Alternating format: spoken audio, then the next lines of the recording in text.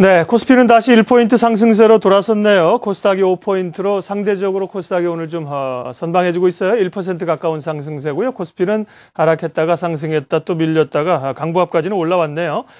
예, 이 시각 HTS입니다. HTS 홈 트레이딩 시스템을 통해서 매매하시는 분들이 많은데 여기에 정보가 대단히 많습니다. 동양증권 명동지점 하성윤 차장님과 함께 오늘 또 정보와 함께 투자 인사이트 얻어보겠습니다. 어서 오십시오. 네, 안녕하세요. HTS 얘기하기 전에 시장 분위기부터 좀 봐주세요. 어떻습니까? 네, 북한 리스크가 코스피 시장을 생각보다 강하게 누르고 있습니다. 심리적인 악재겠죠.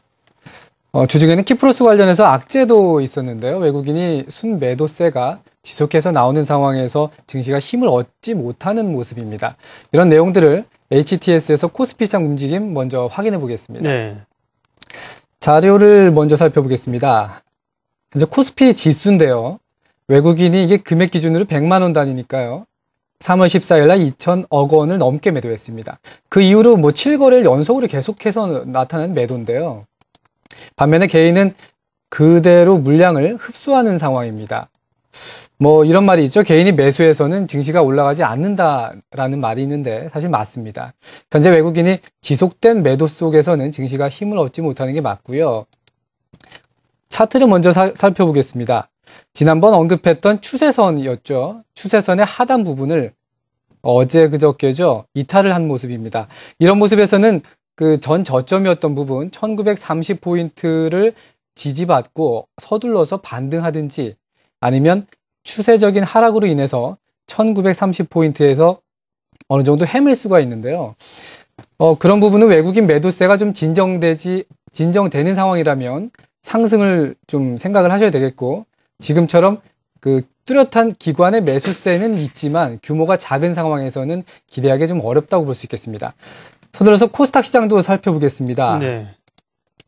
코스닥 증시인데요. 코스닥 시장은 3월 달에 꾸준한 매수세 속에 이틀은 매도를 하는 모습이었는데요. 그래도 추세는 외국인 수급이 매수세이기 때문에 아직 코스닥 증시는 코스피에 비해서 양호한 모습을 나타내고 있습니다. 코스닥 지수도 마찬가지로 최근 흐름 외국인 매도세에 흔들리면서 조정을 받았지만 현재로서는 긍정적으로 생각하셔도 되는 시점으로 파악되고 있습니다. 네. 자, 그럼 오늘 이제 HTS를 활용해서 어떻게 시장 접근을 해야 될지 살펴보겠습니다. 오늘 항목은 어떤 건가요?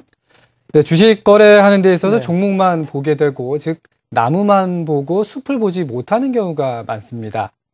흔히 외국인과 기관이 어떤 업종을 매수했는지 주요 기관별로 간추려서 살펴본다면 시청자 여러분이 관심 있게 보는 종목들이나 아니면 보유하고 계신 종목들이 혹시나 소외받고 있지는 않은지 재점검하는 기회가 될 것입니다.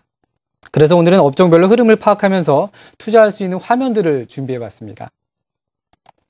네, 자, 업종별로 상황을 보자는 말씀입니다. 잠깐요. 기사가 하나 들어왔는데요. 청와대가 김병관 국방부 장관 내정자 자진 사퇴 의사 밝힌 이후에 현재 국방장관이죠. 김관진 국방장관을 유임하기로 결정했다고 자막이 들어옵니다. 오늘 김병관 국방부 장관 내정자가 사퇴 의사를 밝혔었죠. 이어서 김관진 현 국방장관을 유임하기로 했다. 청와대 소식 들어옵니다. 예, 그러면 차장님, 자, 업종별로 그러면 움직임, 또 업종별로 기관이나 외국인들이 특정 기간 동안에 뭘 사느냐, 이걸 HTS를 통해서 확인이 가능하다는 거죠. 네, 맞습니다. 돈이 많이 몰리고 있다라는 것은 인기가 많다는 것이죠. 인기를 얻는다는 것은 다른 것에 비해서 뭔가 이슈가 있다라는 것이거든요. 그렇죠. 결국 수급의 움직임으로 이런 상황들을 파악할 수가 있습니다.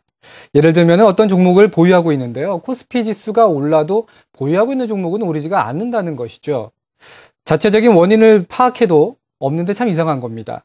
그럴 때 기관별 업종의 수급 현황을 살펴보고 판단한다면 해당 업종이 전체적인 업종에서 현재 소외받고 있는 업종인지 아닌지가 파악이 되는 것입니다. 네. 그래서 먼저 준비된 화면을 통해서 그런 방법들을 한번 찾아보겠습니다. 네. 화면 함께 살펴보시죠. 화면은 투자자별 업종별 매매 동향인데요. 네. 제가 방송을 하고 나면은 몇 통의 전화를 받습니다. 근데 각 증권사 프로그램들 많지만 대부분 프로그램 내용은 비슷하니까요.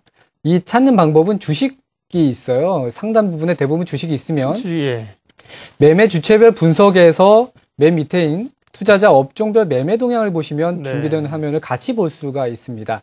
해당 내용은 타 증권사에서는 통합 정보라든지 통합 주체별 분석, 각각의 용어가 다를 수가 있겠는데요. 각각 내용은 네. 같은 내용이니까 같은 상황으로 찾아보시면 되겠습니다. 차장님이 동양증권에 계시니까 지금은 동양증권 HTS를 보는 겁니다. 비슷한 그렇죠. 항목들이 다 있다는 거고요. 투자자 업종별 매매 동향, 그러니까 특정 기간 동안에 이 기관들 또 외국인들이 뭘 샀나 업종별로. 그 기간은 그럼 설정을 해야 되는 거네요. 그렇죠. 근데 예, 예. 오늘 제가 준비한 내용은요. 코스피 지수에서 네. 3월 들어서 사실 외국인 매도세에 부딪히면서 지수가 조정을 받았었거든요. 네, 네.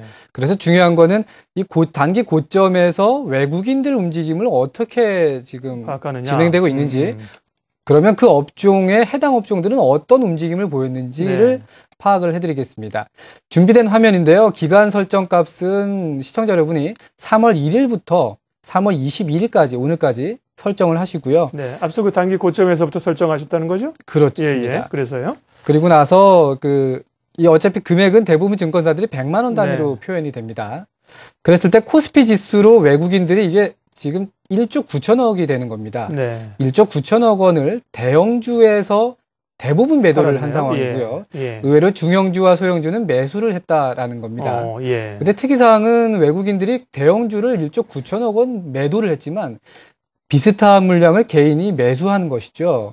근데 오늘은 포인트는 외국인 매도세가 계속해서 나오는 상황이니까 매도가 집중되는 업종이 네, 뭐예요? 보시는 바와 같이 전기전자 업종에서 8,700억 8,700억 원 넘게 지금 매도가 나오는 상황이었습니다. 그 상당수가 삼성전자일 것이고 그렇죠. 맞습니다. 예. 그리고 두 번째로 많이 나왔던 업종이 이제 화학 업종이 되겠고, 화학 업종도 많이 팔았고, 예. 자동차 업종에 해당되는 운송 장비 업종이 세 번째가 됐습니다. 네. 물론 시가총액 상위 종목들이 종목들이 많다 보니까 이런 경우가 될 수 있겠는데요.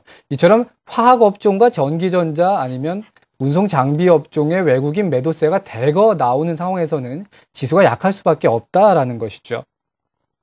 그러면 이렇게 확인을 할 수가 있겠습니다. 최근 이번 주 내에 화학 업종이 중국 관련해서 좀 강세 영향이 네. 있었죠. 그날이 수요일이었습니다. 수요일부터 확인을 해보시면은 화학 업종에 근데 반대로 외국인이 관심을 안 보였습니다. 네. 1,600억 넘게 매도를 한 상황이었는데요. 그럼 이렇게 설명을 드리겠습니다. 주요 매수 주체로 봤을 때 화학업종은 굉장히 큰 규모의 업종이다 보니까요. 이처럼 개인이 매수에 가담을 크게 하다 보면 기관의 힘으로는 역부족인 상황이기 때문에 단기 조정 가능성도 있다라고 수급 상황으로 보면은 나타낼 수 있겠습니다. 네. 좋습니다. 이렇게 HTS를 활용해서 특정 기간을 놓고 투자 주체별로 어떤 업종을 사고 팔았는지가 쭉 나오니까 추세를 알 수 있다는 겁니다. 외국인들이 지금 기간 동안에는 주로 매도를 했는데요. 코스닥 쪽은 그래도 최근에 순매수를 많이 했단 말이죠. 코스닥 시장에서는 어떤 움직임이 나타나는지 좀 봐주세요.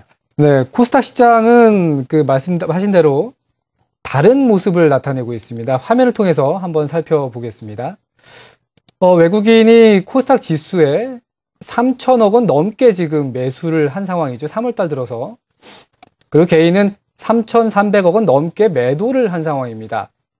외국인들이 일자별로 보시는 바와 같이 코스닥에서 3월달 들어서도 계속해서 매수를 하는 상황이었잖아요.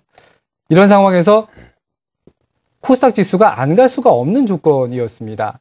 그런데 눈에 띄게 IT 업종에서 하드웨어 분야는 외국인들이 대거 매수에 참여했다라고 볼 수 있겠습니다. 예. 그런데 최근에 갤럭시 S4가 소식이 나왔었죠. 그러면서 삼성전자는 외국인 매도가 많이 나왔었고, 반면에 외국인들이 IT 관련한 하드웨어 쪽, 케이스라든지 등등 많잖아요. 예, 그쪽에 그렇죠. 예. 그쪽에서는 대거 매수에 가담했다라는 겁니다. 근데 살펴보면 저점 대비 대부분 3배, 4배까지 올라온 상황이거든요.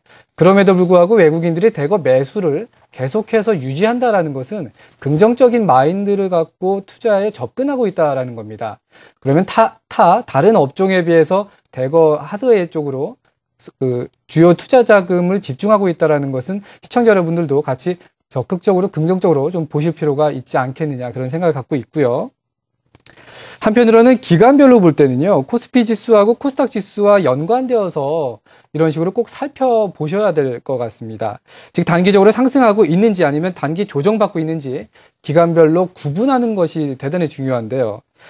구분하실 때는 꼭 데이터를 보시면서 확인을 하셔야 되겠고요. 코스피 지수가 조정받을 때는 그 외국인이 어떤 종목, 업종을 돈을 많이 사용하면서 매수하는지, 아니면 지수가 상승할 때는 기관이 어떤 종목을 팔았는지, 뭐 팔았다고 한다면 차익 실현을 단기적으로 한 거니까 단기적으로는 그 업종이 소외받을 수가 있겠죠. 이런 식으로 늘 지수의 단기 움직임과 더불어서 살펴보시면 시장을 바라보는 눈의 깊이와 폭이 좀 더 넓어지실 수가 있겠습니다. 예, 좋습니다. 이 시각 HTS, 특별히 이제 기간을 설정해서 외국인과 또 기관, 뭐 개인도 마찬가지지만요. 투자 주체별로 어떤 업종들 사고 팔았는지, 시장의 주도주가 뭔지를 확인할 수 있는 팁을 말씀을 해 주셨습니다. 동양증권 명동지점 하성윤 차장님 함께 했습니다. 고맙습니다. 네, 감사합니다.